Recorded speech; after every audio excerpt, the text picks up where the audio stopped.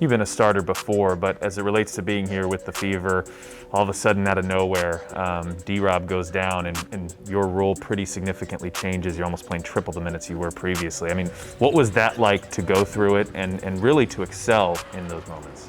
Yeah, I think I approach every day and every practice the same way and every game the same way. So it's just kind of, for me, it's just about staying ready. And you never really know how many minutes you're going to play or foul trouble or injuries, whatever the case may be. So it's just kind of staying ready and being ready to play anywhere from 5 minutes to 35 minutes any night. And so when D-Rob went down, I think I knew I would have to step up and I would be playing more minutes and just kind of taking on the lessons I learned throughout the season and everything I've learned from D-Rob, just playing with her the past 2 seasons and trying to apply that to this team and to this organization for the rest of the season. I think you set a couple of career highs in games this year. Do accolades like that, what do they mean to you when you hear them or see them? It's just kind of like a goalpost in terms of being able to actually track and see how much better you're getting. But in terms of how I approach things and how I go into games, it's not really about getting a certain amount of points or getting a certain amount of assists, rebounds, whatever. It's just playing as hard as I can, playing as smart as I can, and just trying to be a team player and help the team in any way that I can. And so whether that's scoring 15 or whether that's getting 7 assists or a couple rebounds, whatever the case may be, taking care of the basketball, whatever I can do to help this team is what I'm going to do.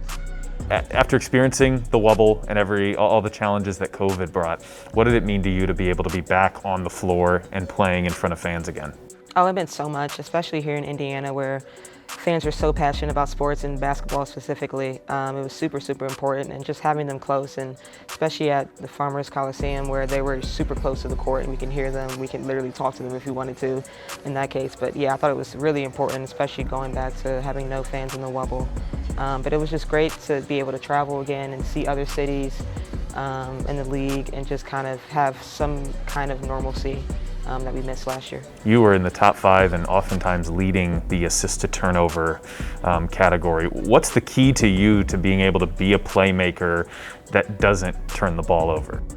Yeah, I think one of the stats that I actually do pay attention to is turnovers, and I'm trying to keep those down and make sure I'm tracking those just in the back of my head throughout the game.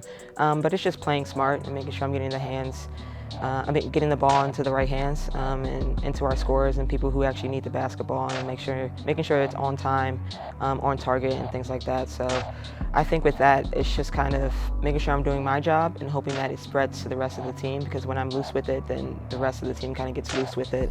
And so it's just making sure I'm on point with that to start the game, and then the rest of the game kind of comes to me.